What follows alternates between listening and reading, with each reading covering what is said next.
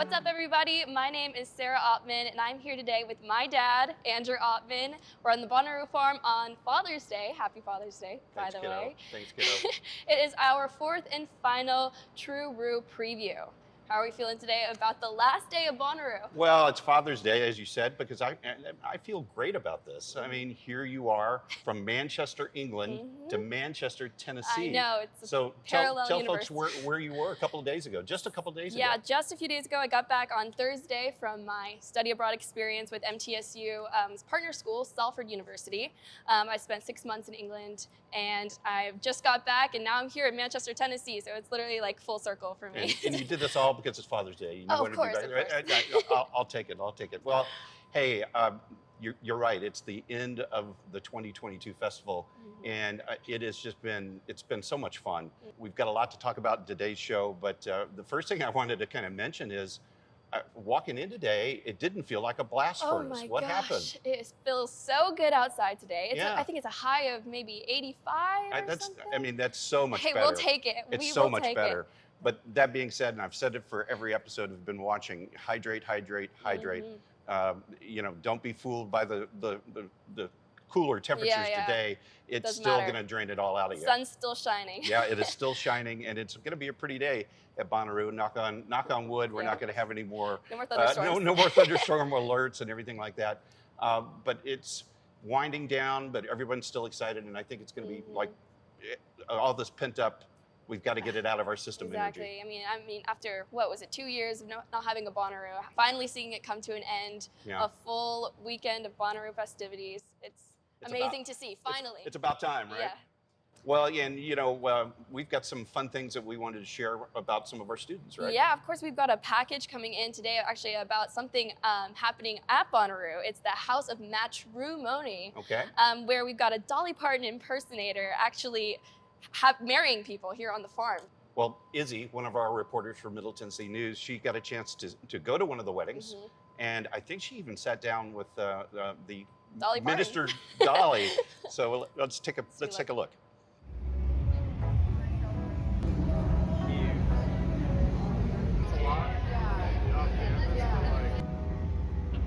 What might just look like a fun wedding chapel is a lot more than it seems. Here at Bonnaroo Farms, guests are able to attend a real wedding taking place at the festival. The front row of the venue is reserved for family members and guests of the bride and groom, along with concert goers filling in through the back. The venue is equipped with a full-service bar serving alcohol and non-alcoholic drinks. And the ceremony isn't taking place by any average officiant. Handsome fella walked up and stole her heart. Vancy Vega, also known as Not Dolly, is running the service. We are here today to welcome. This year we're here, and I have married 3 people yesterday. I'll do 2 today. Saturday we're doing vow renewals, and again on Sunday we're going to marry people again. Not just in Bonnaroo with a host of beloved strangers. As the ceremony starts, more guests watch from the inside out. The happy couple, Brittany Brandt and Jesus Talimontes, signed up to get married a few months in advance. To be your lawfully wedded husband. Seal this union with a kiss. Kiss your bride. Ladies and gentlemen, I give you Mr. and Mrs. Talamonte. The happy couple will never forget this amazing moment. I don't even know how to describe it right now. All I could do is just stare at you and be happy. No, I can't stop smiling. From Bonnaroo Farms, Isabella Gutierrez, Middle Tennessee News. Now that was fun. That was fun. That was a very fun. Bonnaroo thing. Very Bonnaroo thing. Of course, that would be something that we've got going on here. And the great thing about Bonnaroo is you'll find great stories like that, interesting things happening all over. It's not just about the concerts. It's about so much more. No, it's a whole community here. When we were driving in, we were talking about your first Bonnaroo was in 2015, It right? was. It seems like a lifetime ago now. Yeah. But yeah. Oh my gosh. Seeing how Bonnaroo over the years, it's changed, it's morphed. It's still amazing, but I mean, it's really cool watching a festival grow. And I mean, being back on the farm 2015, gosh, that was before even high school. Now I'm about to graduate college, so there you are. I love Bonnaroo. It's like home. It's a second home and best part of the summer every year. What was the lineup at 15? Oh, 15 was an amazing lineup. We had Billy Joel as the headliner that year. We had 21 Pilots, Florence and the Machine. Oh my gosh, so many. Earth, Wind, and Fire even was there. I remember Earth, Wind, Yeah, and Fire. I know And you Billy remember Joel, that of course. one. Yeah, Yeah. you know. It was an amazing, amazing year. When Bonnaroo is at its best, it's eclectic. There's just a lot of acts and a lot of different age ranges, and this year's been good too. We'll talk about that towards the end of the show, but we've got a few more things to show, right? Yeah, of course. We've got our students here with the True crew. Are doing vlogs every day showing their days here at Bonnaroo, and we're going to see a day in the life from one of our students coming right up. We just got here for Bonnaroo Day 3! Ready to start the tech! Fit check! Fit check! Here we go. We got Lululemon, Nike. These are busted! It's money out there! We got Shein, Nike. Becca! The glasses, Becca. Going. We got the Bonnaroo drip. Yep. We got the MTSU College Media and Entertainment. We got the Asics and the Costco cargos. Let's go.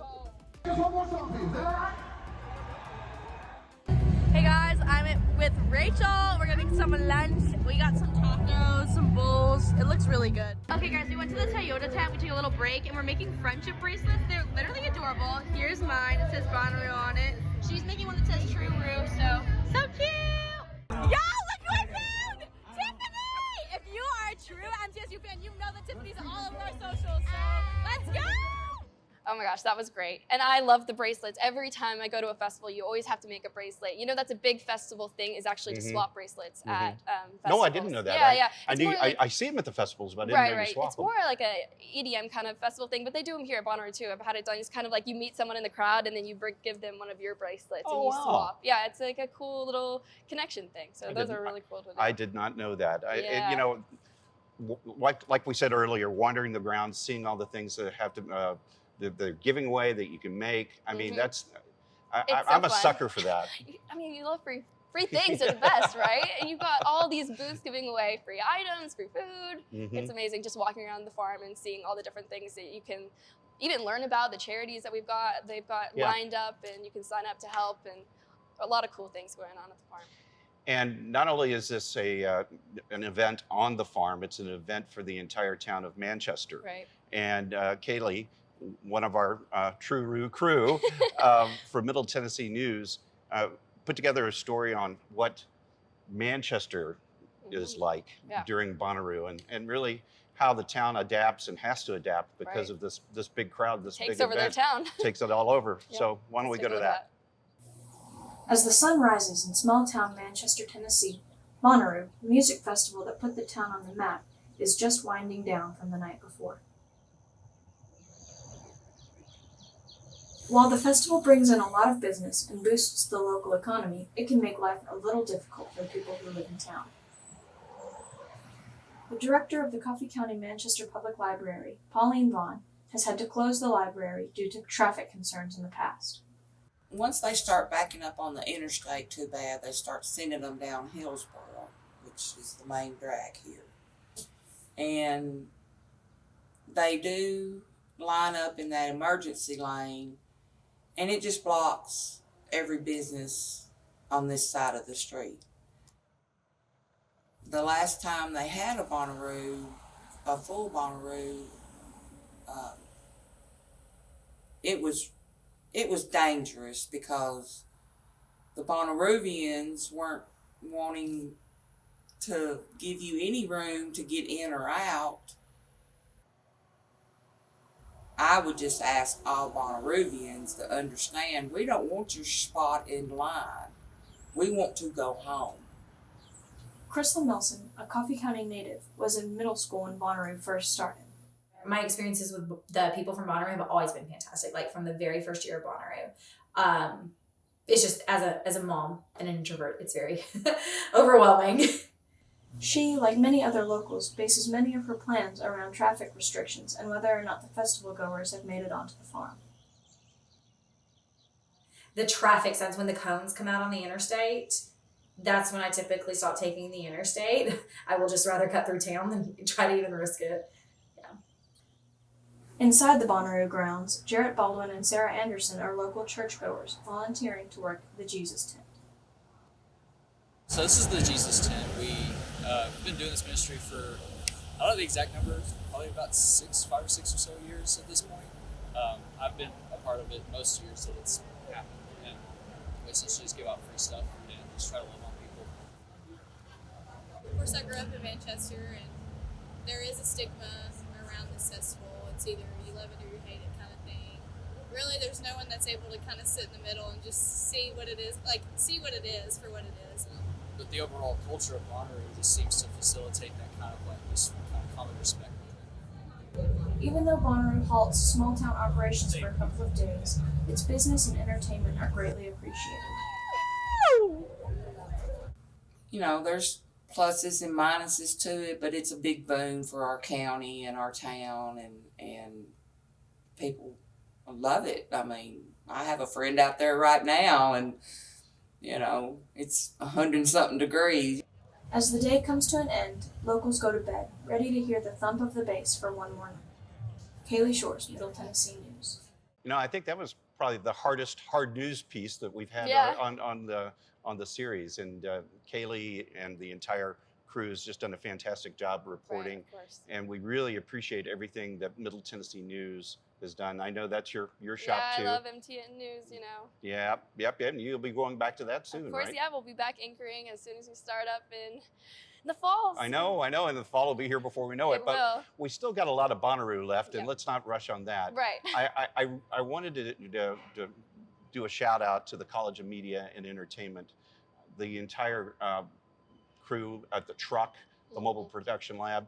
I got word on my email this morning that Hulu, the streaming service that has been picking up their broadcasts from these DJ shows, they're just crazy excited about the work that the students have been doing. They're trying to figure out, can they use the student crew a little bit more and get more of their shows on. I mean, this is experience. I mean, this is resume experience for them.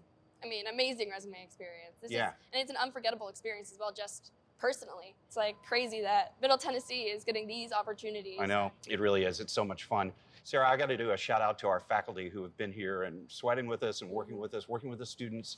And we're just really proud of them and the opportunities they're presenting to everyone in recording industry, media arts, and the School of Journalism and Strategic Media. Pretty awesome. They're doing a great job. Pretty awesome. And the work they're doing is fantastic. You could go back to our YouTube channel for MTSU. You could also go to our Facebook page and you can see our past episodes of this show and all the features that we've been doing. And it's just been fun chronicling MTSU at Bonnaroo. Yeah, it's been great, and it's a great thing to watch. Everyone's got to watch it. So yeah, you got to watch it. So the host, we always close the show. The host gives what's coming up on this last day of Bonnaroo, and what do you think we should go to? It's a good last day here at Bonnaroo. We've got Stevie Nicks. Everyone should know Stevie Nicks from, of course, Fleetwood Mac. I know, I can't wait. And that's going to be an amazing show. She's our #1 headliner. And then we've also got Machine Gun Kelly. I know a lot of people are fans of him. You know, Megan Fox. Machine Gun Kelly's pretty iconic. Maybe you'll even spot her in the crowd. The whole Megan Fox watch has been going crazy here. And, you know, everyone's just been looking around, see if we can find her. And I know. So yeah. So Machine Gun Kelly and Megan Fox. Right, they're a pair, and she'll be, I think, at the Wet Stage as well at 7:15, a little bit earlier. So definitely 2 to watch out for. And of course, on the last day, you just got to soak in all the little things that you may not have had time to do on previous days. You can maybe see a comedy show, do a yoga class. You got to do it all on the last day. So that's what I'm looking forward to doing today. Well, this has been a great Father's Day. Oh, it has been the best. What an iconic Father's Day today. How lucky I am, Sarah. Thanks. It's been a great time. Well, thanks for tuning in today for our final True Roo preview. We've had a great time, and I hope you enjoyed watching. Happy Roo, everybody. Happy Roo.